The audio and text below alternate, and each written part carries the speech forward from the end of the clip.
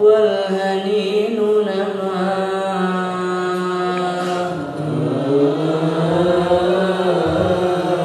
راحت تهتويني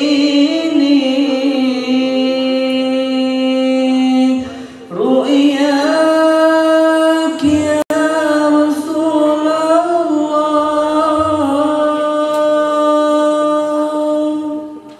أحمد يا نور الهدى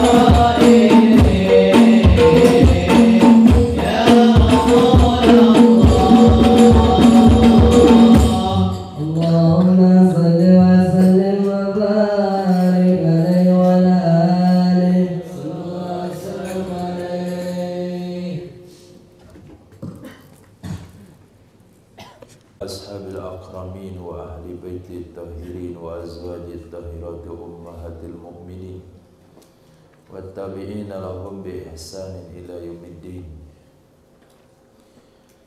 ربي يسير ولا تؤسر، ربي تمم بالخير. ربنا اشرح لنا صدورنا ويسر لنا أمورنا وأمور المسلمين واحلل عقدة من لساننا يفقهوا قولنا. بسندنا المتصل إلى إمام الخاتمة الحفاظ الإمام جلال الدين السيوطي رحمه الله تعالى وقدس الله سره وأدام النفع بعلومه وبركاته ونفحاته ومداته وكرamaته في الدارين آمين. Lanjutkan hadis nomor 6764. Hadis ini ada dalam Sahih Muslim. Diriwayatkan dari Sayyidatina Aisyah radhiyallahu taala anha, kana ada ia baginda Nabi sallallahu alaihi wasallam idza qoma, apabila beliau berdiri, minal laili, di malam hari, liyusalliya, supaya bahwa ia melakukan salat. Li artinya supaya, disebut lamkai. Dia menjazam, menasabkan fi'il mudhari bantuan an, maka keluarlah makna bahwa yang ditakdirkan, supaya bahwa yusalliya, mengerjakan salat ya Nabi sallallahu alaihi wasallam, niscaya iftataha, beliau akan memulai, beliau akan mengawali salatahu, ibadah salatnya, bi rak'ataini, dengan 2 rakaat, khafifataini, yang ringan kedua-duanya. 2 rakaat yang ringan kedua-duanya. Ini disebabkan oleh hadis yang berbunyi, mafhumnya idza naman nasu aqada ala nasiyatihi naqada syaitanu ala nasiyatihi thalatha uqad. Apabila manusia tidur, maka syaitan akan membuat buhul di atas ubun-ubunnya 3 buhul. Pada setiap buhul syaitan mengatakan, innal laila tawil, qad talal lailu, malam masih lama, laloklah, malam masih lama. Maka ketika seseorang terbangun dan berzikir, di dalam kurung membaca doa bangun tidur, terbukalah 1 ikatan, tinggal 2 lagi. Kemudian apabila dia berwudu, terbukalah ikatan kedua, wazir depan. Kemudian apabila dia sholat, terbukalah ikatan ketiga. Nah, supaya sholat malamnya itu penuh dengan nasyad, gairah dan semangat, maka dihilangkan ikatan setan yang ketiga dengan sholat 2 rakaat yang ringan. Jadi bangun tahajud ada yang disebut dengan muqaddimah tahajud. Dia 2 rakaat. Rakaat pertama qul ya ayyuhal kafirun surahnya, rakaat kedua qul huwallahu ahad. Nah, setelahnya maka sholat tahajudlah Sayyidina Rasul dengan surah Al-Baqarah. Kata salah seorang sahabat yang pernah ikut solat tahajud bersama Nabi berjamaah, beliau memulai dengan surah Al-Baqarah. Maka anggapan dari sahabat ini Nabi akan sujud pada ayat ke-100. Kemudian ternyata Nabi lanjut. Maka kata sahabat mungkin sujud di akhir surah Al-Baqarah. Nabi awali kembali dengan surah Ali Imran. Kemudian yang surah-surah berikutnya, sehingga hamam tusu, aku bercadang melakukan sebuah kesalahan. Ketika ditanya oleh tabi'in, apa kesalahan yang ingin kamu lakukan waktu itu? Kata beliau, saya ingin tinggalkan saja Nabi mufaraqah. Itu sahabat menganggap sebuah kesalahan. Jadi bukan dari awal bangun malam langsung Nabi sholat panjang, tidak. Kalau dari awal bangun langsung sholat panjang, maka sholatnya tidak bersemangat, karena masih ada satu lagi ikatan syaitan. Maka 3 ikatan syaitan yang harus dilepaskan: doa bangun tidur, wudhu yang sempurna, sholat 2 rakaat.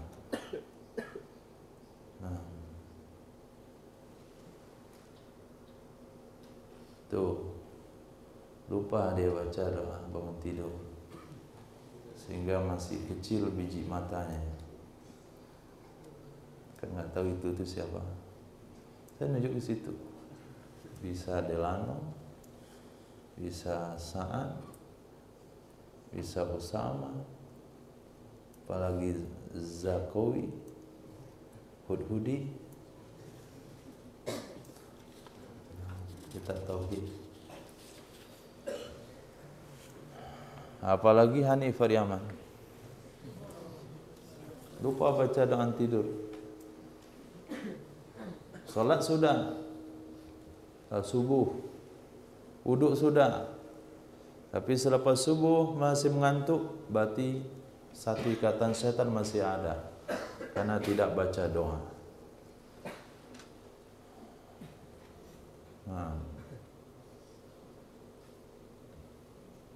Hadis berikutnya, karena ada Sayyidina Rasul sallallahu alaihi wasallam idza qama, apabila beliau berdiri, ila salati, untuk melakukan ibadah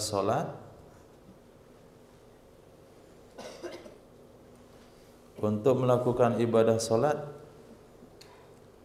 rafa'a yadayhi, beliau mengangkat kedua tangannya, maddan, hal keadaan panjang.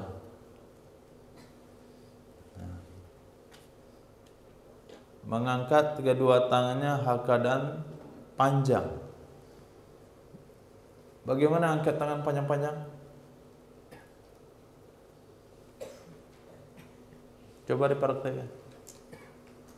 Pariaman, Hafiz. Nabi mengangkat tangannya panjang, mana caranya? Lahirlah aliran baru. Allahu Akbar. Sami Allahu liman hamidah. Itu asbab tidak mau bermazhab.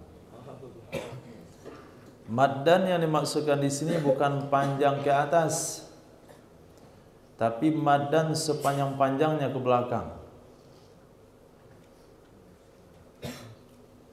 Sepanjang-panjangnya ke belakang. Akhirnya sholat dia begini. Allah. Itu kan sholat. Itu peregangan. Nah, hadis ini dikombinasikan dengan hadis Nabi, karena Rasul sallallahu alaihi wasallam yarfa'u yadayhi hadwa mankibayhi. Nabi salat mengangkat kedua tangannya sejajar bahu. Enggak boleh sini panjangnya, harus sejajar bahu. Yang kedua, Nabi mengangkat tangannya sejajar jempolnya dengan syahmatai udhunain, yang lunak 2 telinga, naikkan sedikit lagi ke atas. Kemudian Nabi mengangkat tangannya sejajar telunjuknya bagian atas telinga. Sudah? Nah, sudah posisi seperti ini, coba antum tarik sepanjang-panjangnya ke belakang. Lagi. Lagi. Lagi. Lagi. Lagi. Bukan, harus telapak tangan menghadap kiblat. Jadi putar-putar begitu. Telapak tangan ada kiblat. Yang lunak telinga menyentuh jempol. Jempol menyentuh yang lunak telinga. Telunjuk menyentuh yang atas. Telapak menghadap ke depan, bukan ke muka.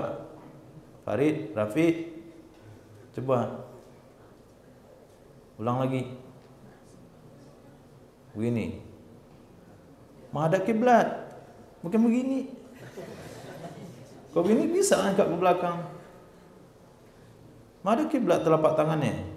Sudah? Tarik sepanjang-panjang ke belakang. Lagi. Lagi kuat.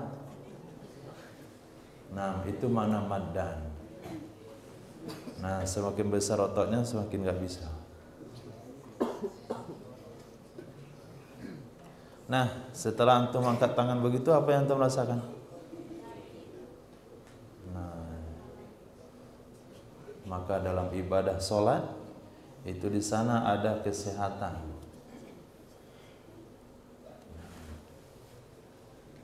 Ini salat begini, Allahu Akbar.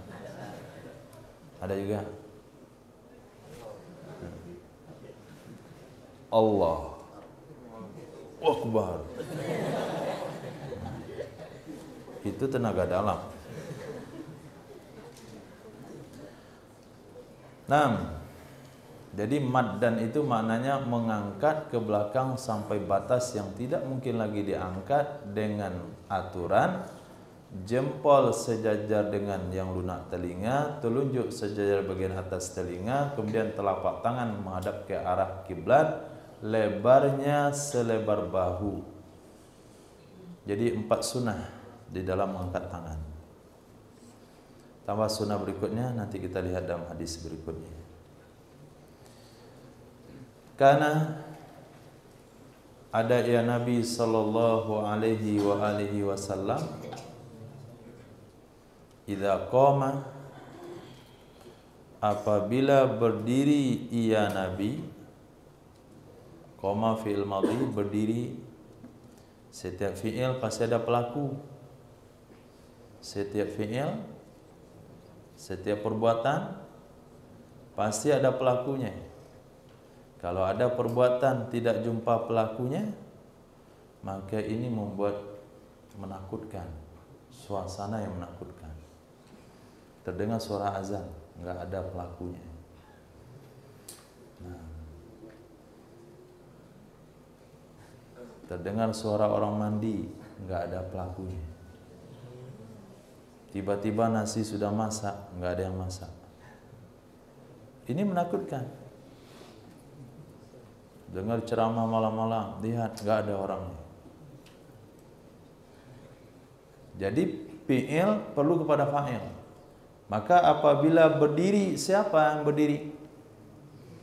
Siapa? Ia Nabi sallallahu alaihi wasallam. Fi salati, dalam ibadah salat. Qabalda, menggenggam ia Rasul.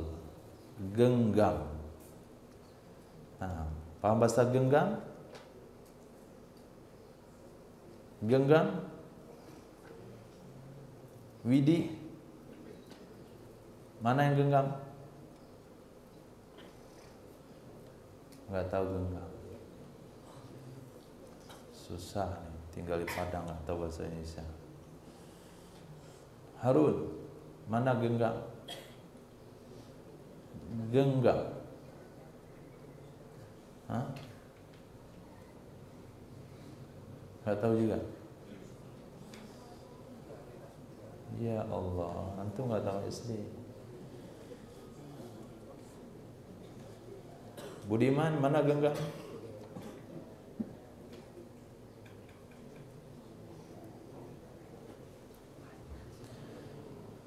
Qabada beliau menggenggam ala shimalihi di atas tangan kirinya, biyaminihi dengan tangan kanannya. Tangan kiri digenggam dengan tangan kanan. Genggam itu memegang erat. Itu genggam. Dipegang erat. Nah, sekarang ini satu hadis belum cukup. Hanya menjelaskan tangan kanan menggenggam ke tangan kiri. Di mana digenggam kan belum disebutkan. Maka perlu kepada hadis yang lain. Hadis lain mengatakan Nabi menggenggam pergelangan tangan kiri dengan tangan kanan. Berarti di pergelangan. Di sini digenggam. Nah, ini genggam namanya, pegang erat. Bukan begini. Urus. Allahu Akbar. Ini genggam orang mati. Antum kalau mati gini dilipat tangan orang. Enggak mau enggak mau disedekapkan tangannya karena sering enggak sholat, kan diikat orang di sini dengan tali kain kapan. Nah, maka genggam sini. Ini yang baru sholat, ajarin sholat. Nah, kemudian di sini dibuat satu telunjuk isyarat Allah, atau boleh dua dengan jari tengah, asyhadu an la ilaha illallah wa asyhadu anna muhammadar rasulullah. Itu baru genggamnya. Letaknya di mana? Di mana diletakkan? Kalau kita ambil mazhab Sayyidina Abdullah bin Abbas radhiyallahu taala anhuma, fasalli li rabbika wanhar. Tegakkanlah salat untuk Tuhanmu dan letakkanlah tanganmu di lubang leher. Nah, ini mazhab Sayyidina Abdullah bin Abbas, enggak salah itu Sayyidina Abdullah bin Abbas. Walaupun Sayyidina Abdullah bin Abbas imamul mufassirin, tapi tafsir beliau fasalli li rabbika wanhar bertentangan dengan jumhur ulama tafsir. Jumhur ulama tafsir mengatakan fasalli li rabbika wanhar, salatlah untuk Tuhanmu, yaitu salat Idul Adha. Wanhar, tusuklah onta di lubang lehernya, kurban artinya.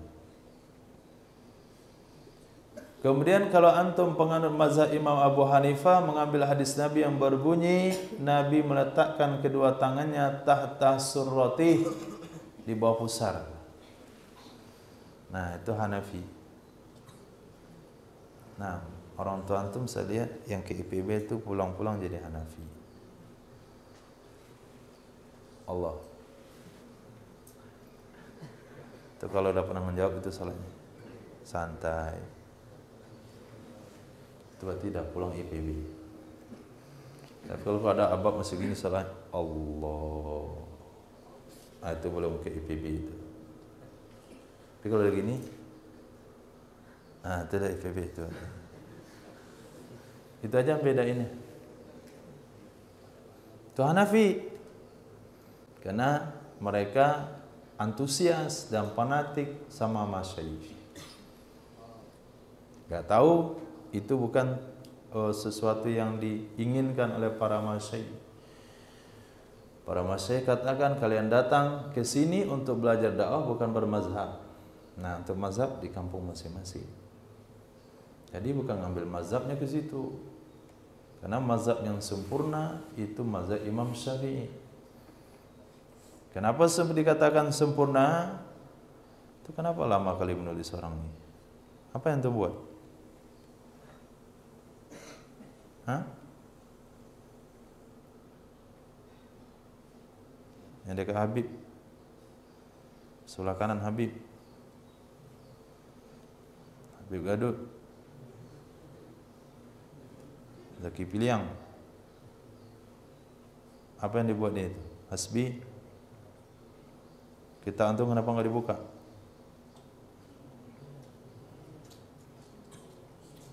Ini digantung bagusnya. Sudahlah kecil, buka kitab juga nggak bisa. 6. Kalau mazhab Imam Syafi'i rahimahullah ta'ala, beliau meletakkan tangan, ambil hadis Nabi yang mengatakan meletakkan tangan di bawah dada, atau hadis yang mengatakan meletakkan tangan di atas dada. Nah, dada yang dimasukkan di sini adalah lubang yang ada di bawah dada. Letak tangan di sini. Nah, di pertemuan tulang rusuk antum tuh, nah di sini ya letakkan, di lubang situ. Taruh. Nah. Ada lubang? Lubang enggak? Atau cembung? Berlubang atau cembung? Nah, banyak yang cembung. Nah, dekat cembungnya itu. Nah, lebih nyaman lagi kalau besar cembungnya, jadi nggak perlu dipegang, dah lengket sini. Nggak turun-turun lagi. Nah, tertahan. Lengket kan dua? Ada bandunya itu. Untuk peletak tangan. Nah, maka kita ambil mazhab yang demikian. Karena ada ya Nabi sallallahu alaihi wa alihi wasallam idza qama, apabila bangkit ya Nabi,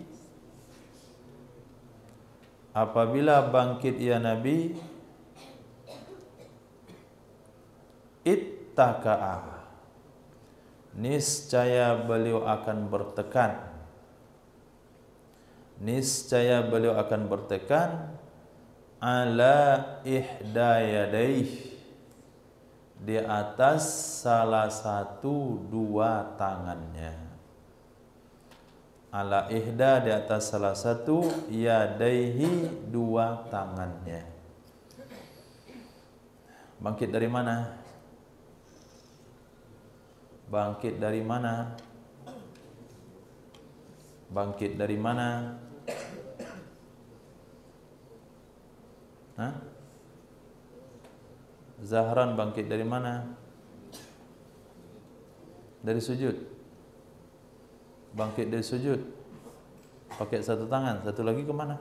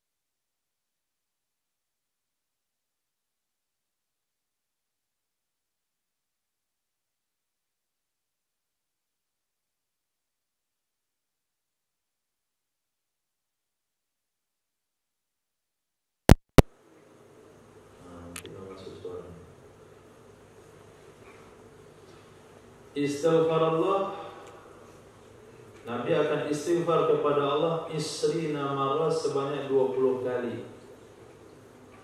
Fa'a'lana, maka Nabi menjaharkannya. A'lana, Nabi mengiklankannya. Iklan itu menjaharkan. A'lana menuturkan secara jahar supaya didengar oleh kaum. Ini catat nih dari zikir jahar.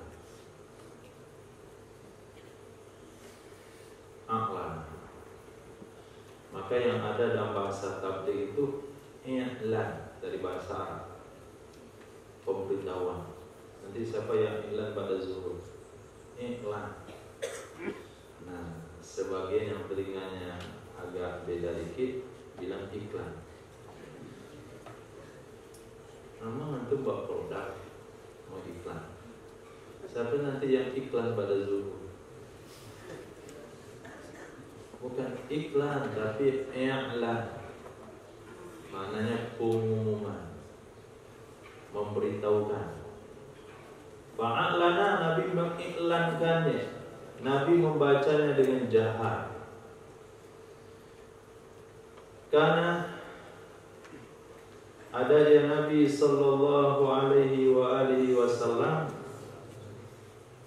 idza qadima, apabila datang kepadanya Nabi, apabila datang di atasnya Nabi al-wafdu, oleh delegasi, oleh tamu,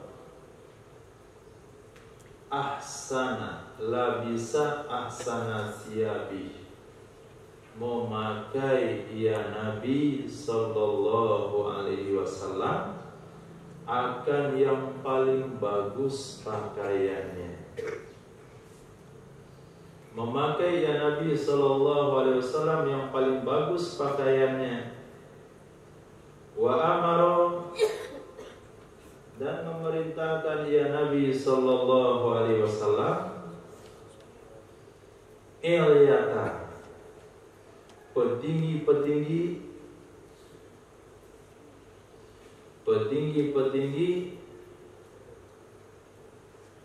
ashabihi, sahabat-sahabatnya Nabi, bidzalika, dengan demikian memakai pakaian bagus. Ini sunnah Nabi, supaya tamu yang datang tidak menganggap rendah. Karena setiap orang yang datang belum tentu melihat batin. Kadangkala yang datang itu melihat zahir seseorang. Kesimpulannya, maka Rabu malam itu pakaian yang bagus. Sorban dibuat yang rapi, parfum yang wangi.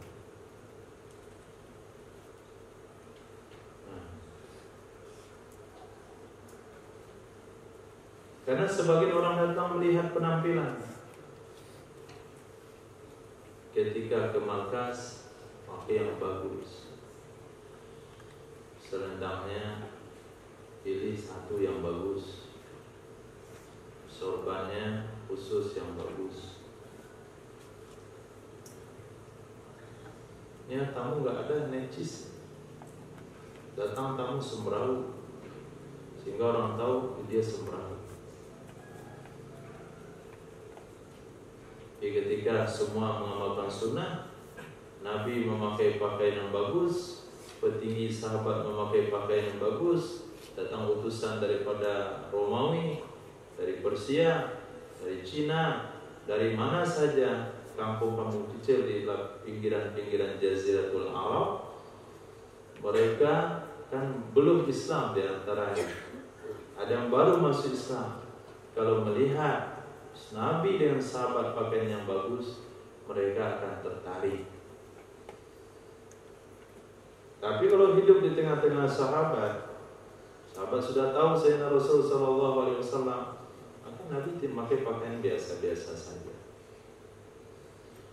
Nah,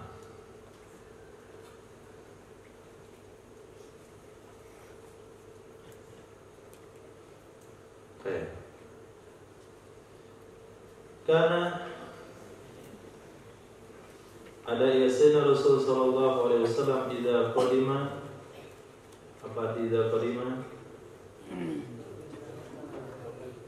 apabila datang, siapa yang datang?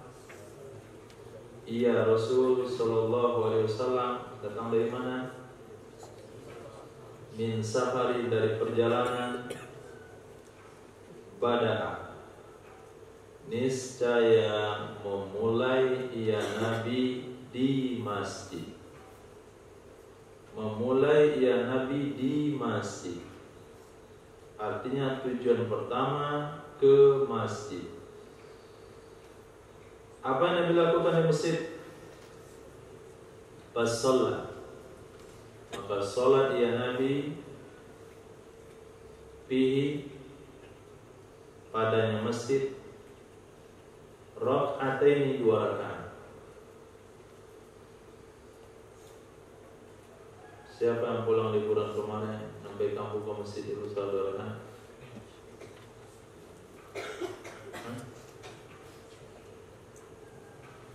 100% tidak ada.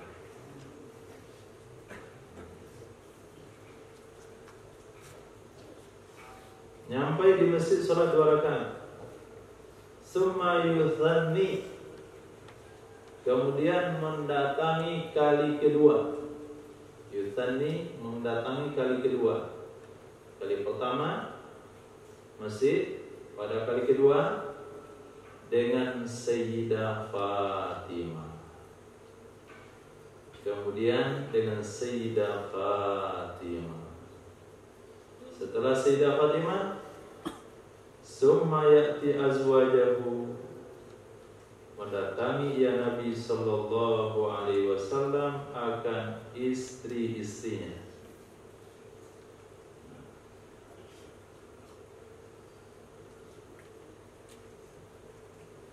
Maka sunnahnya, sunnah diajarkan oleh Sayyidina Rasul di sini, sampai safar pergi dulu ke masjid, sekali kedua datang ke rumah anak, yang ketiga baru datang ke rumah bini. Kepala jangan.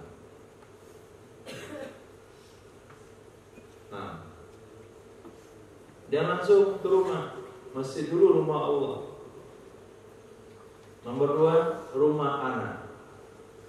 Dan Nabi tidak mendatangi semua anak perempuannya, tapi Nabi datangi Sayyidah Fatimah, karena lewat jalur Sayyidah Fatimah nasab Sayyidina Rasul terjaga. Kalau kita pahami kepada nasab, maka sebaiknya mendatangi anak laki-laki. Tapi ini bukanlah sebuah sebuah hukum yang diambil oleh para ulama. Ulama hanya mengambil di bagian awal saja. Ulama hanya mengambil di bagian awal saja. Pulang dari safar datang ke masjid, sampai di situ saja. Tidak ada ulama yang mengistimbat setelah masjid ke anak dulu baru ke istri, nggak ada. Apalagi anaknya masih sama istrinya, artinya belum punya rumah sendiri. Tapi hadis ini menjelaskan kedudukan Sayyidah Fatimah di mata Sayyidina Rasul sallallahu alaihi wasallam. Karena ada ya Nabi sallallahu alaihi wasallam idza qadima, apabila datang ya Rasul sallallahu alaihi wasallam,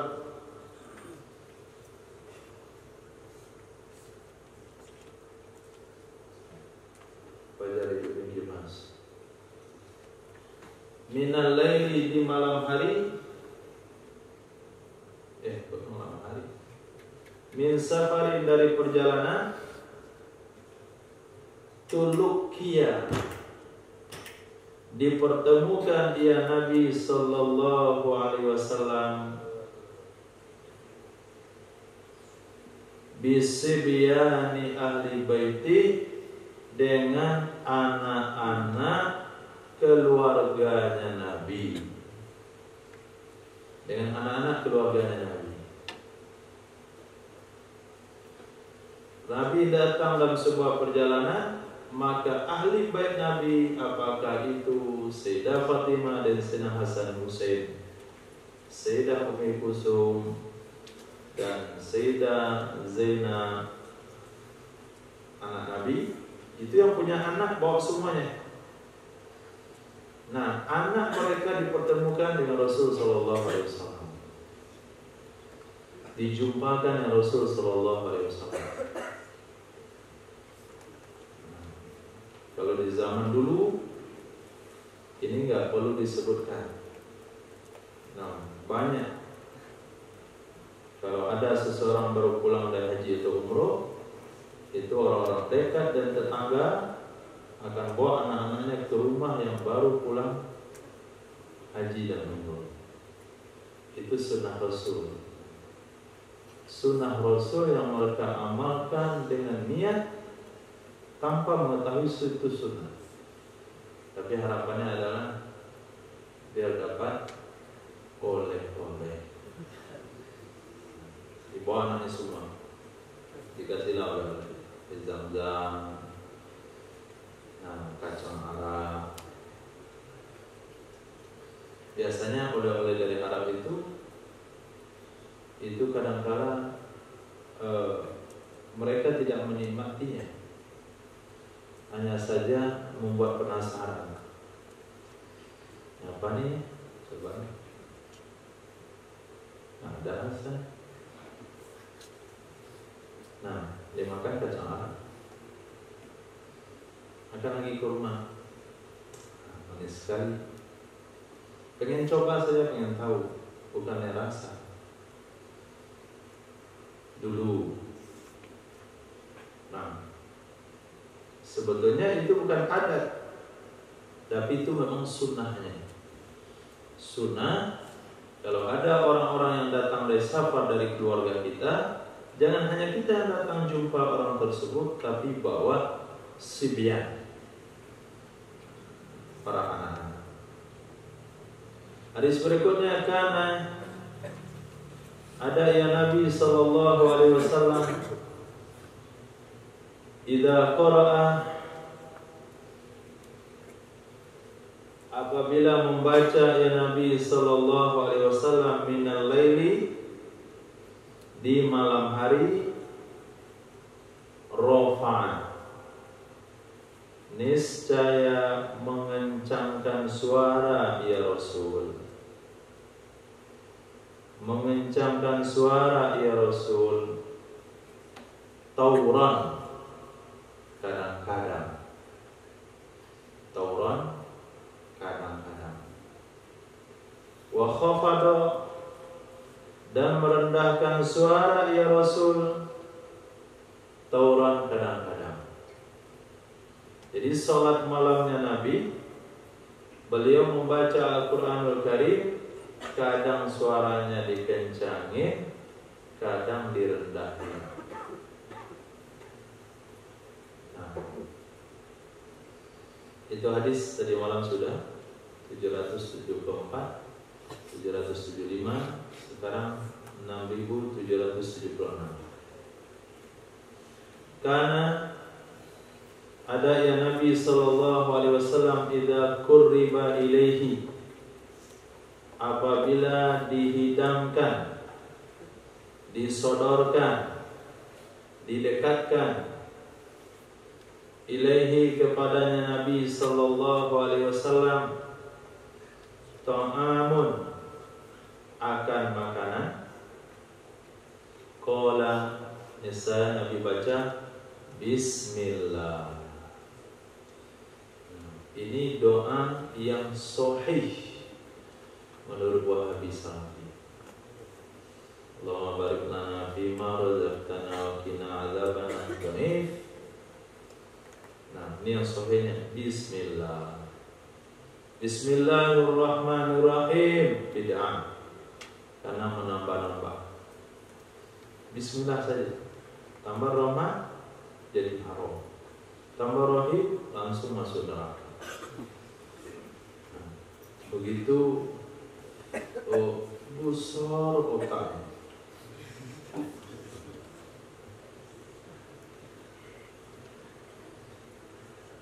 Nah, supaya lengkap pengamalan sunnah, baca kedua-duanya. Bismillah, Allahumma barik lana. Jangan bismillah. Bismillahirrahmanirrahim.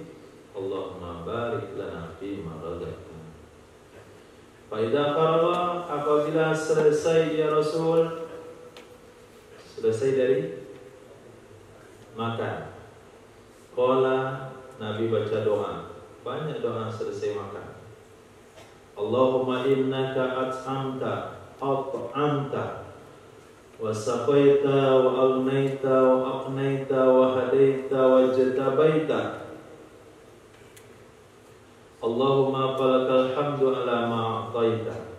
Ya Allah, innaka, sesungguhnya engkau, at'amta, engkau telah memberi makan, wasaqaita, engkau telah memberi minum, wa agnaita, engkau telah mencukupkan, wa aqnaita. Nah, aqnaita, apa artinya aqnaita? Boleh di kamus?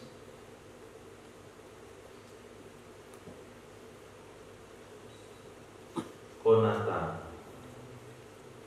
Konata ada artinya, bukan dari konata, kona. Kona maknanya menjaga. Kona, menyimpan. Ada kamus? Nah, coba lihat. Kona,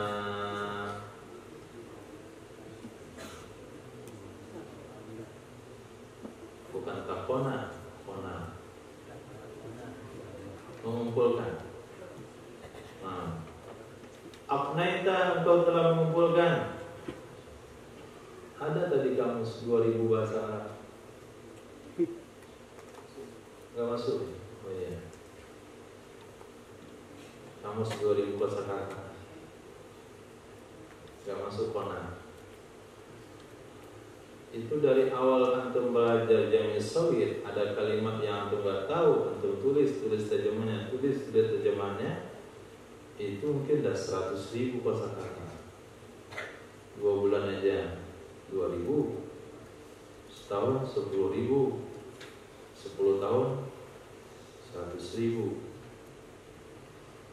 Nah, kalau dihafalin cukup banyak. Aqnaita, engkau telah mengumpulkan, wa hadaita, engkau telah memberi hidayah, engkau telah memberi petunjuk, wa jatabaita. Itu apa artinya? Ijtaba. Gak masuk juga kamus 2000. Kola masuk kola? Enggak, kola tak masuk. Mau masuk. Coba lihat. Ijtaba.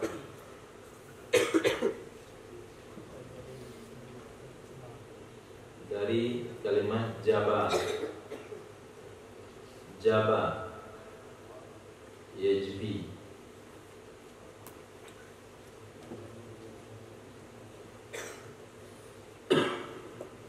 Ijtaba, Nabi mujtaba.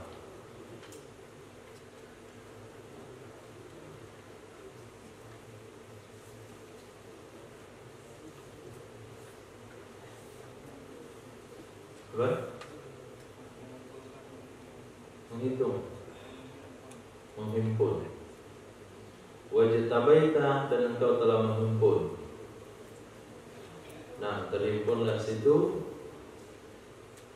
garam dari laut, asam dari gunung, dan salam dari para, dan kunyit dari kebun. Terhimpun semuanya.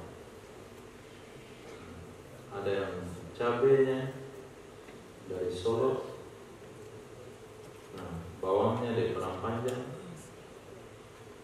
kunyitnya dari Padang,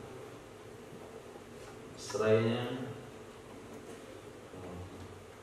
dari mana, termasuk kapulaganya dari India, masuk dalam satu wadah dari berapapun juru daerah.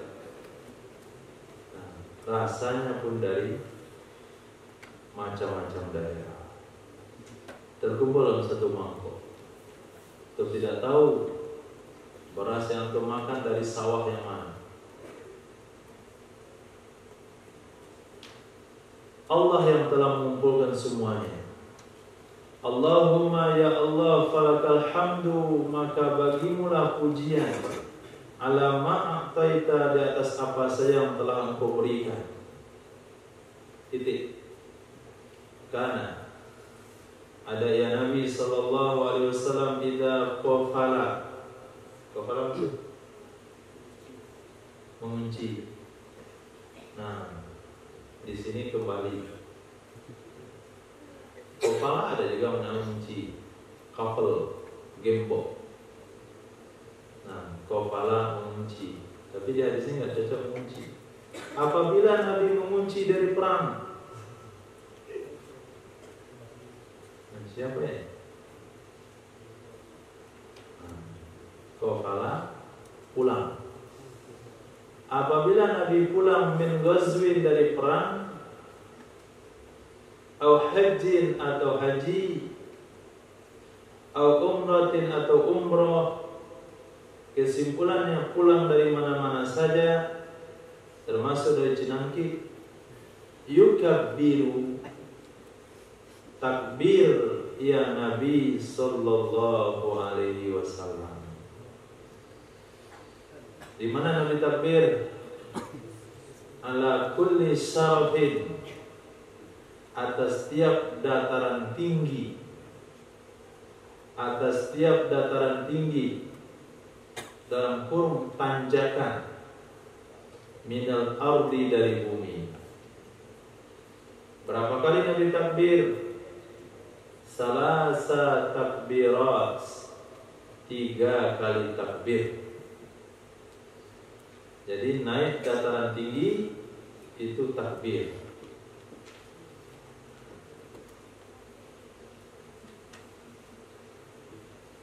Kemudian Nabi baca la ilaha illallah wahdahu la syarikalah, lahul mulku wa lahul hamdu wa huwa.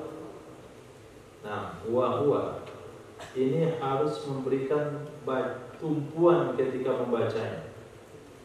Gak boleh hilang konsentrasi. Wa huwa la ilaha illallah syarikalah, lahul mulku wa lahul hamdu yuhyi wa yumiit, wa huwa ala kulli syai'in qadir, wa huwa ala kulli syai'in qadir, wa huwa. Itu hilang, gak cukup itu syarat. Berikan tumpuan yang jelas. Wa huwa ala, wa huwa. Kalau antum baca cepat jadi wa huwa, wa huwa.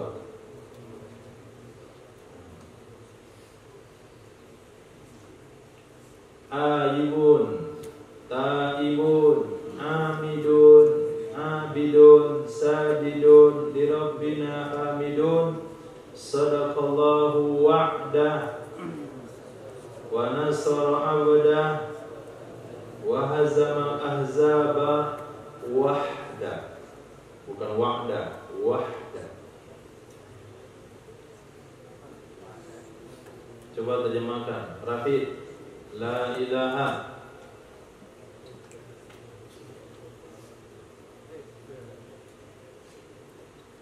La ilaha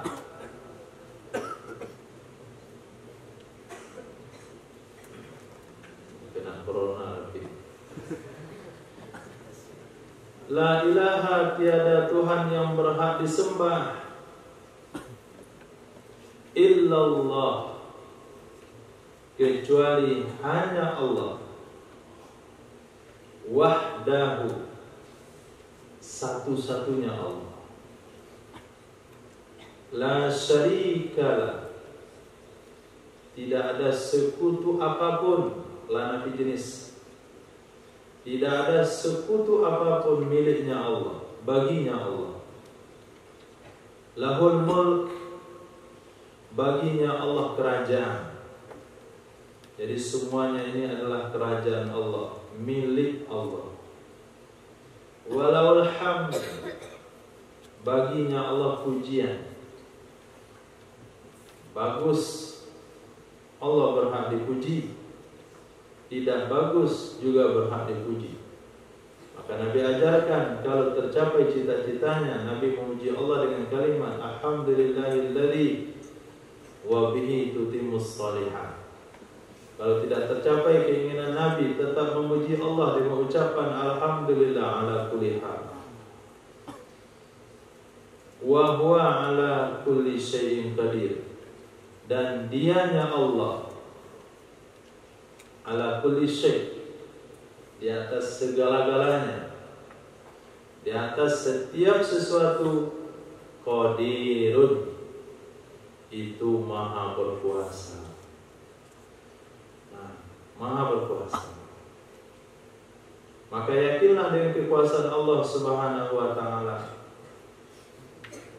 Nah, jangan yakin dengan potensi diri. Kalau orang berpijak mengandalkan potensi dirinya, dia akan kecewa. Karena diri itu lemah. Wa khuliqal insanu dha'ifa.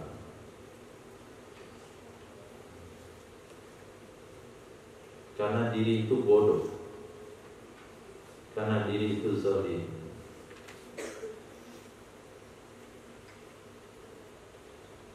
Innahu kana zaluman jahula. Lemah. Bahkan manusia lebih lemah dari yang lain. Lebih lemah pada yang lain. Kambing 3 jam lahir bisa berjalan. Manusia 3 tahun baru pandai berjalan. Sementara kambing dengan manusia yang sama-sama lahir tadi, kambing manusia sama-sama lahir, itu masih berjalan. Kambing yang sudah 3 tahun tadi sudah dikorbankan, punya anak 1. Pernah terlihat mak kambing menggiling rumput untuk anaknya? Hah? Melihat mak kambing? Jadi mak kambing itu kurus badannya, karena dia setiap pagi giling rumput. Sudah halus disuapin anaknya. Enggak pernah. Nah, manusia itu lemah. Wahwa, dan dianya Allah di atas setiap satu maha kuasa. Maka jangan mengandalkan apa yang kita punya, tapi bersandarlah kepada Allah. Untuk bisa, insya Allah. Berangkat, insya Allah. Pengen, insya Allah. Jadi gantungkan semuanya dengan insya Allah. Kata Sayyidina Rasul SAW, kalaulah Nabi Sulaiman katakan insya Allah akan lahir 1.100 pejuang, akan lahir 100 pejuang. Tapi karena lupa mengucapkan insya Allah, lahirlah 1 anak yang cacat. Nah, insya Allah. Aibun, kami kembali wahai Allah. Taibun, kami bertaubat, kami orang-orang yang bertaubat. Abidun, kami orang-orang yang menyembah. Sajidun, kami orang-orang yang sujud. Li Rabbina hamidun, li Rabbina itu kalimatnya ke belakang. Li Rabbina hamidun, bagi Tuhan kami orang-orang memuji. Sadaqallahu wa'ada, telah menepati oleh Allah akan janjinya.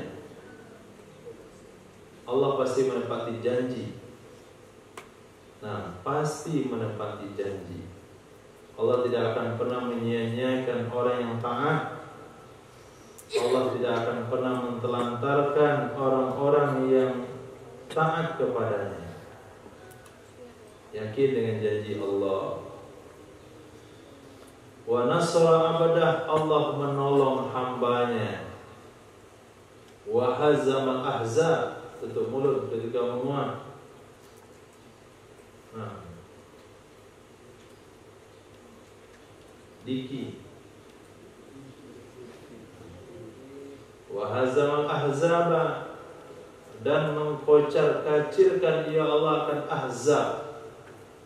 Ahzab itu jamak hizbun. Hizbun itu kelompok. Ahzab beberapa kelompok, yaitu beberapa gabungan pasukan dari Quraisy campur dengan yang lain. Berjumlah 12.000 mengepung kota Madinah.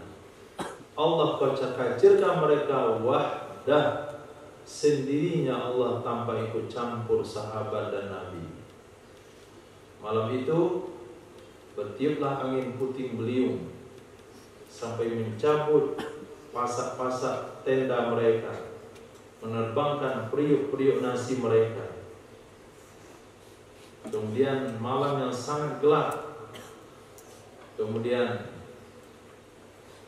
dalam perasaan yang huru-hara, karena ada satu orang yang Islam itu masuk ke celah-celah musuh, membisikkan ketidaksetiaan pasukan-pasukan dengan yang lain. Maka pada saat itu pulang kampunglah Quraisy.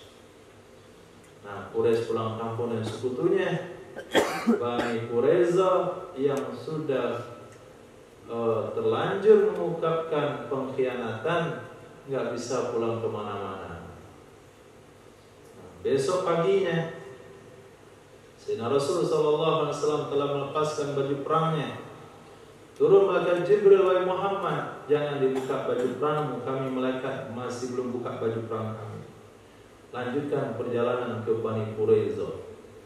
Dikepunglah Bani Quraiza waktu itu berhari-hari lamanya. Hanya mereka menyerah dan mereka pasrah dengan keputusan Sayyidina Sa'ad bin Mu'adz. Sayyidina Sa'ad katakan, penggal semua laki-laki yang paling berakal. Nah, jadi parit yang tadi digunakan untuk melindungi kota Madinah penuh banjir dan darah mereka.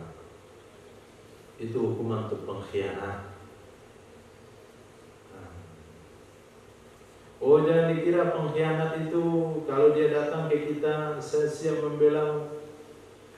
Satu saat orang itu akan dikhianati lagi, dia akan cari tuan yang lain lagi. Maka tidak ada hukuman yang tepat bagi pengkhianat kecuali di bumi hanguskan. Pengkhianat, jangan pernah percaya kepada pengkhianat. Jadi kalau antum nih ilmu filsafat, bukan filsafat nggak boleh. Apa bahasanya? Nggak ada nama ilmunya. Kalau ada seseorang teman bisnis atau teman, dia mendekati antum dengan membicarakan kejelekan orang lain, maka jangan berteman dengan orang tersebut.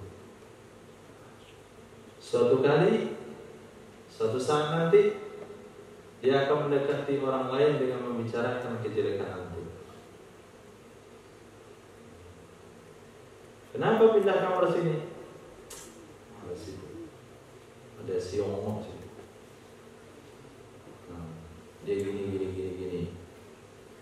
Nah, itu satu saat dia akan tinggalkan antum, dia akan ngomong kepada yang lain, si fulan begitu. Ilmu firasat. Nah, yang filsafat firasat. Ilmu kehidupan. Tapi kalau ada sesuatu orang yang antum lihat, kenapa antum menjauh dari dia sejak kemarin akrab? Adalah, nah, cukuplah yang berlalu. Nah, kalau antum jumpa teman seperti itu tepat dijadikan teman dalam segala hal. Karena dia ketika dia menemukan sesuatu yang tidak disukai dari antum, dia akan ngomong yang sama kepada yang lain. Tapi kalau dia membicarakan kekurangan kawan yang lain, satu saat dia akan membicarakan kekurangan antum kepada orang lain. Yang namanya pengkhianat tidak pernah bertobat. Nah, dia hanya setia kepada orang yang dia masih bisa mengambil manfaat dari orang tersebut. Terakhir,